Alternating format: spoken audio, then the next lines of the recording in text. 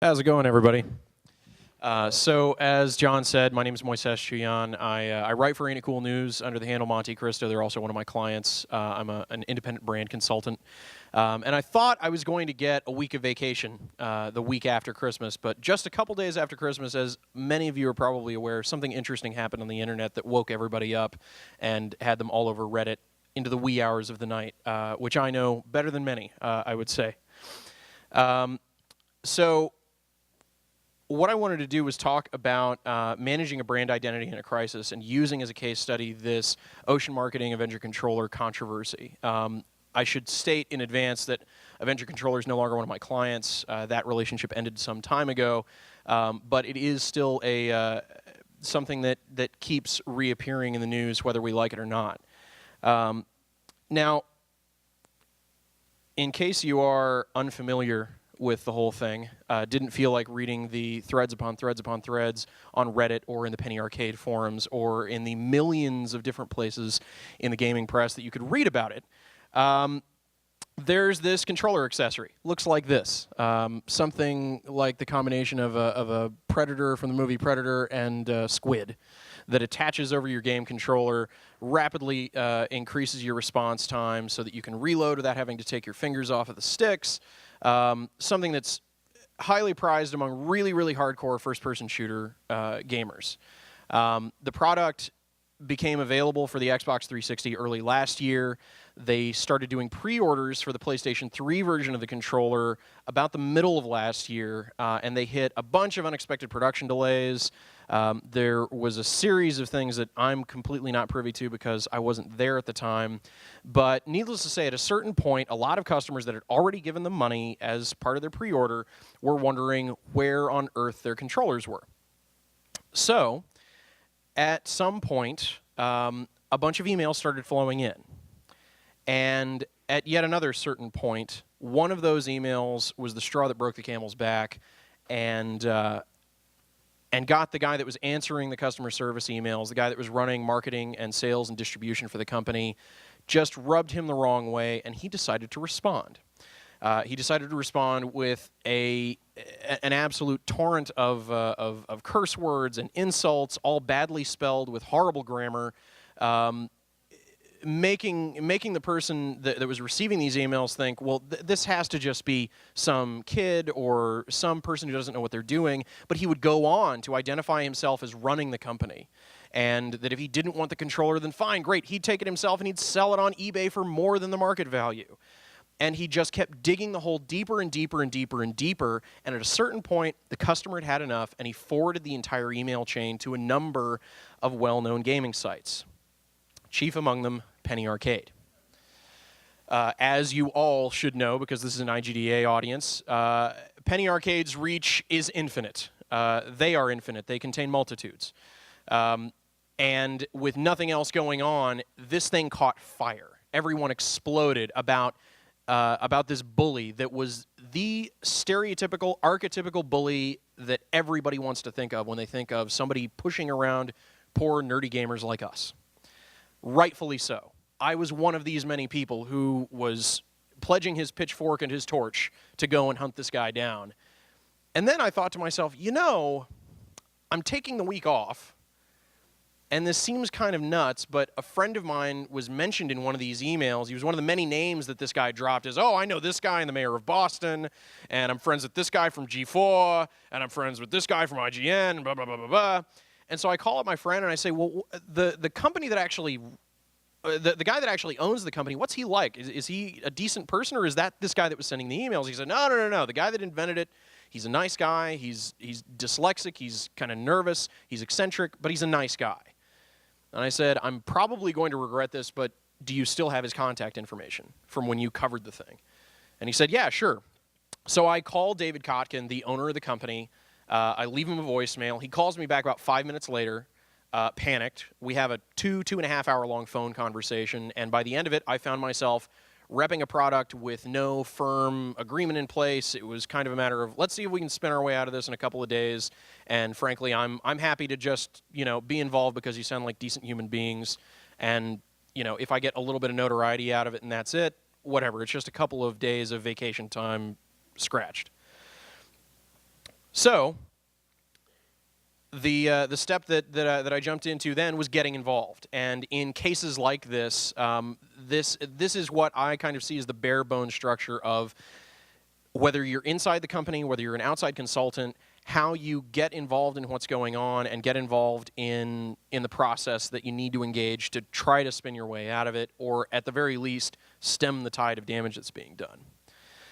So the first thing that you have to do is be absolutely certain. Now, there were a number of things that I was not certain about. I was not certain that these were definitely my kind of people that I wanted to associate with long term, but I was sure that I was on the right side of the fight. That these were the people that if there was anybody to defend other than the general public that were involved with the whole controversy, it was them. You have to know the subject and the audience. I know the audience. I've been reading Penny Arcade since '98. I've got their collected hardback book from the publisher that tried to take away all of their publishing rights because they got them to sign a contract they never should have signed. You know, I live and breathe and bleed that stuff. And if anything, it seemed like there was nobody else stepping forward to do this, and so I felt that expertise lent a bit of credibility to what I was trying to do. The most important thing is to avoid the conventional, and this is something that I'll get into a bit more in some of the tactics that we employed. But the greatest pleasure that I got out of this whole thing was I got people that worked for conventional marketing and advertising firms tweeting at me or tweeting about it or posting about it and talking about how, you know, who's ever heard of this guy and he's not with a firm and, you know, these guys have no idea what they're doing and this is going to be a disaster. It's going to be even worse than they already did. And because we did a lot of things that those firms would not have done or weren't able to do, the company ended up coming out a lot better as a result. And that's something that, especially in an industry like gaming that is so much about being on the bleeding edge of different technologies and different concepts, you have to always be looking at where the puck's going and not where the puck is. So then we come to the crisis management portion, and the pieces of this puzzle, as I see it, is you have to start by correcting the record.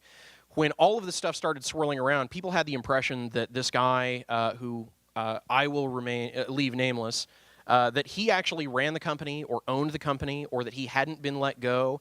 He was putting out so many different versions of his own story, nobody knew which one of his falsehoods to believe, much less what the actual truth was. On top of that, he was still using company email accounts. He was still using company social media accounts and putting conflicting information out there when he picked up on the fact that we were trying to put stuff out there. So in addition to locking down those assets, which sometimes is going to be an option, sometimes won't, you have to do something to say, all right, check it out. This is what the deal is. This is what's actually going on. This is from the company that's actually responsible for this stuff. You can't let somebody else control that message, which leads to the next bit. You've got to direct the conversation. And I list media here instead of social media because I think it's a little bit short-sighted to just say that, well, if we're just paying attention to Facebook and Twitter and what we're putting out there, that's really where it ends. On top of needing to regain access to those accounts and change the messaging that was going out from them, it was also important for this company to take a look at its own website and pull stuff off there. The individual in question who had been dismissed, his phone number was still on the website. When people were making phone calls to the company, or at least so they thought, they were calling this guy that had caused all of this grief.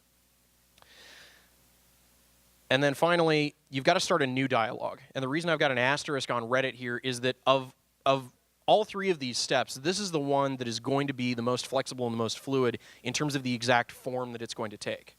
Because when it really comes down to it, in this case, you know, we didn't ask me anything thread on Reddit that when I posted it after having not slept for 2 days at about 7 in the morning, got a couple hundred posts, and it was chugging along all right. I laid down to take a nap, woke up at 11:30, and it was on the front page of Reddit all of a sudden. It was something that we were looking at employing as a tactic, and it turned out that the first one that I pulled out ended up working out exactly as it was expected to.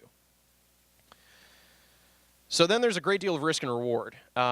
Notoriety and attention being one of the biggest ones. You know, the press release that I mentioned us writing was 1,200 words long, went through multiple revisions, and it's actually published in this book now, which this thing only happened about 6 months ago.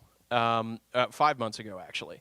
And so, yes, it's humbling and it's wonderful, and it's great to get interviewed by Forbes and Ad Age and all sorts of publications that I've read for ages and wasn't used to actually being directly named in, because most of the stuff that I do is very much behind the scenes.